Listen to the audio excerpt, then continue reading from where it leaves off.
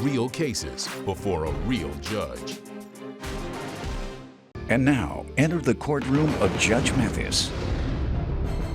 Plaintiff Sherry Sarden dated the defendant when they were teenagers, and they reconnected 27 years later. Sherry says the defendant left his wife to date her, but he started cheating and even got another woman pregnant. Sherry suing for breach of contract. Defendant Robert Butler admits that leaving his wife for Sherry was a huge mistake, because had he not done that, he would not be in court today. Robert is countersuing because he claims Sherry threw a dozen eggs at his truck and slashed his tire. Start with you. Me and Robert been knowing each other since we was like 15, 16. We was what you call high school sweethearts. We broke up back then because I was the girl that wasn't giving it up. He was up the street sleeping with the bimbos up the street. How old were you? We were 15, 16. So we broke up. I went on my separate way, you know, because he broke my heart. I hadn't seen Robert for like 27 years. We wound up reconnecting May of '09. I had lost my son doing you know, he was a military man. I lost him in May. In the military? Yes. Oh, and God bless you. he must have seen the interview on the television. He got back in contact with me. We reconnected, started talking. He was married at the time. You know, we became friends all over again. We started talking again. He left his wife, wound up moving in with me a few months later. Things went okay for a while. Then he started back on the, you know, I went through a lot because right after the end, I lost my youngest son 5 months later. Oh, how? He was murdered. And Rob, I got to give it to him. He kind of stood by me emotionally during that time. And he got back into his old ways. Asking for sex, I wasn't, at time, I was, you know, I ain't gonna say I was. Your mind wasn't into that. Right. And he started cheating again. He done even had a baby on me. And I thought we was gonna work through it and thought we was gonna work on our relationship. Found him with his ex-wife. So we at the point now that you done disrespected me, broke my heart for the second time, and think you're gonna walk away with my money? No. That's why we're here today. Sir? First off, can I start by saying I messed up. I really did. As a man, I can admit I messed up. In what way? Leaving my wife for Sherry, and if I wouldn't have did that, I wouldn't be in this position at this moment. Okay. She did lose both her sons. That's true. As far as the money is concerned, I don't believe I owe her that money because of the damage to my truck. What damage? We haven't talked about that, sir. She didn't mention that.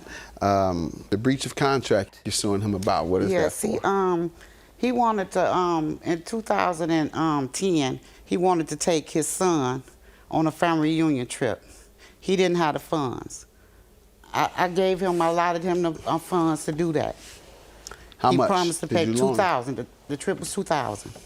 And that was in 2010? Mm-hmm. And when was he to repay? Was there... He was supposed to repay me by May 20th of 2011. And he's paid nothing? Nothing. Sir? First of all, the trip, I was waiting on my nephew to pay me the money that he had owed me. Mm-hmm. I had also informed Sherry Sarden that I wasn't going. She took it upon herself to make the reservations and all that stuff for me to go. With your permission? You told me to. You was already on the computer doing it. No. I had said I was not going to go, nor my son. So why did you go? She insisted that we went. She insisted that we go. If you wouldn't have gone, what would have happened? I stayed right in Detroit. Oh, that's where you're from, Detroit? Yes, sir. Okay. No, I'm saying, what did you think would happen if you did not follow through with her desires? I didn't think nothing would happen, sir. Right. So why didn't you just not do it? There was nothing that she could use to force you to do it. Correct. And what are you talking about insisted? Go, go, go. No, no, no. It's that easy. I insist. Well, I persist. You gotta go. Well, I'm not. She could have canceled all those reservations. I sure could have. Not if you went. You went. She could have canceled them if you didn't go. Before we went, she could have canceled them. Well, you went.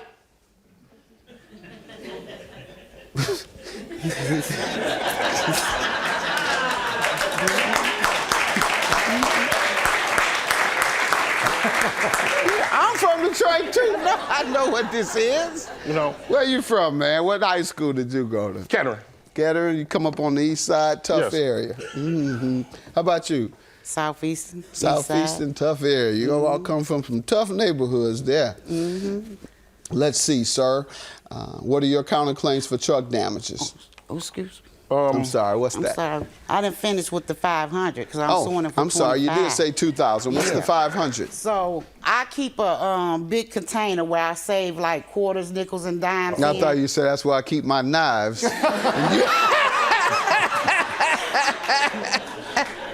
And you just spared him. Go ahead. You keep your big container. Yeah, keep and your I'll change fill it in. up with nothing but quarter, nickels, and dimes. So when it fills up, and I have a change counting machine, so as the container fills up, I count it. I put a little sheet of paper in there, and it tells me how much in there. So this particular day, I'm looking, I'm like, the container keep going down and down and down. So he comes Nickel in and from diming the woman, man. No.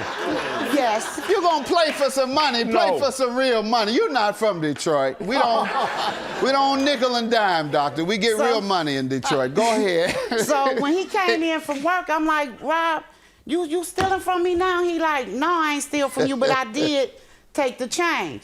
I said, well, if you take something that don't belong to you and you didn't ask for it, then you're stealing. And he was like, okay, and that's when he wrote me this promissory note Let's see for it it. all. Okay, he agreed to pay it. And is it because she insisted? She insisted that you sign this? For months. Go ahead, for months, sir. she had been harboring me about the money from the trip. For months. Hold on. Okay. Don't tell me you stole her own money to pay her back. I'm looking, I'm like, the container keep going down and down and down. So he comes Nickel in and from diming work. the woman, man. No. Yes. If you're gonna play for some money, play for some real money. You're not from Detroit. We don't nickel and dime, doctor. We get real money in Detroit. Plaintiff Sherry Sarden says after the defendant left his wife to date her, he cheated and got another woman pregnant. What? For months, she had been harboring about the trip money. Okay, when she mentioned that, I just went on and wrote that note because I got tired of the hearing and the nitpicking. It ain't like we was intimate anyway. Yeah, that's true. I'm gonna give that to you. Yeah, that's why I went ahead and accepted the fact that you had that baby on me because I wasn't doing what I was supposed to do. So I let that ride. Ma'am, it's very understandable, and he should have understood. Whatever you did, sir, you didn't have to go out and get anyone pregnant. But he told me he was. He was like, I understand. But he was still doing what he was doing. But emotionally and physically, she was not there. She preferred to play on the computer games than listen Distraction, distracting her from the emotional. Let's stop, sir. Let's stop, because you still don't seem to get it. You don't seem to get it, and maybe you haven't felt this type of loss.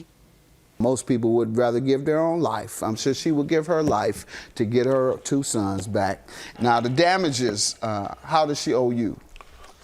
Ms. Sarden has, first of all, my truck was egged. We got into it on Friday, September 3rd. Wakes up, my mother wakes me up, you need to come get these eggs out the yard. You know, I come downstairs, go, Mom, what was you talking about? Go cook on your truck. So I get out there, it's a dozen eggs. Sitting in the sun, just cooking. I sat there and threw a dozen eggs. Hey, we get into it one day, it's eggs on my truck. Why couldn't have been who I caught you on the porch with? That she might have been just as upset as I was.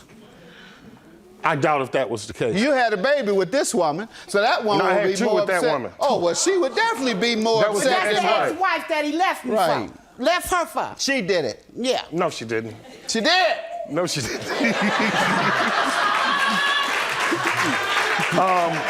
What else, sir? The next day, I go to my nephew's house on the west side. The next day, Miss Sarden drives up. I'm laying down. I hear a tire go poop. She's in her truck. What she tells me is, you saw her? Yes. Spoke with her. She told you what? I bet won't ride in that truck.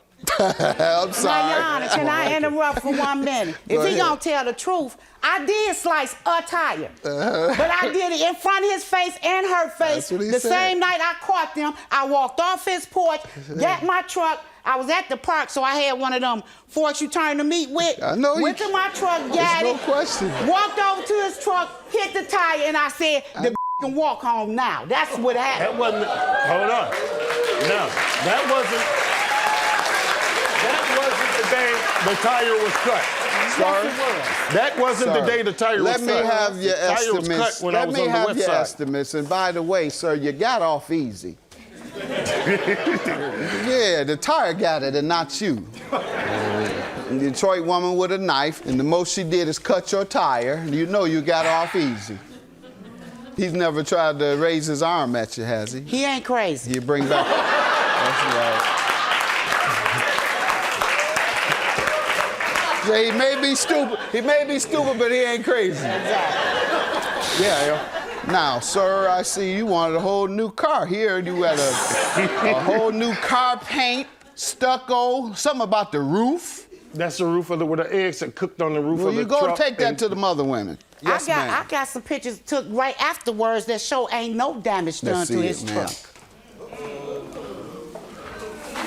You can't outsmart me, boo-boo. You got the man sitting out on the porch watching his car. Watching his car. You gotta watch his car 24 hours. You sleep out there, man. He sleep out there watching his car. That truck looks fine, sir. You got off easy. Yeah, the tire got it and not you. A Detroit woman with a knife, and the most she did is cut your tire. You know you got off easy. He's never tried to raise his arm at you, has he? He ain't crazy. You bring back. That's right.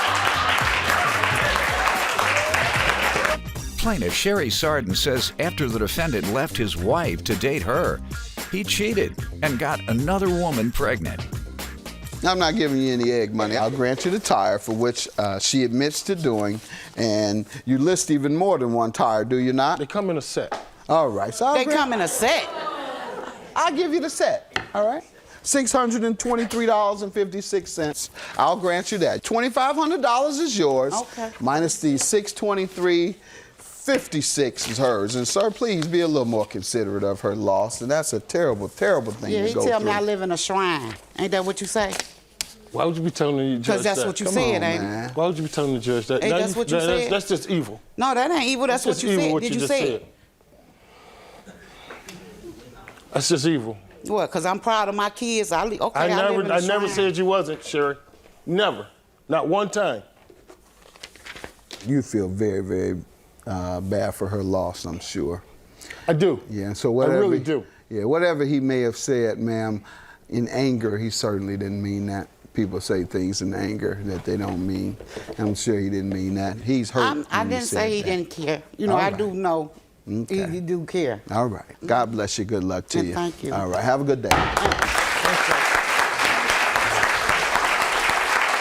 You sure you want to be friends with me? Oh, you don't want to be friends with me? Are you sure you want to be friends with me? Yeah, we good. The last thing you told me was friends with benefits. Okay, well, that's what we is. Friends with benefits. I doubt it. Okay, well, that's cool. Bye.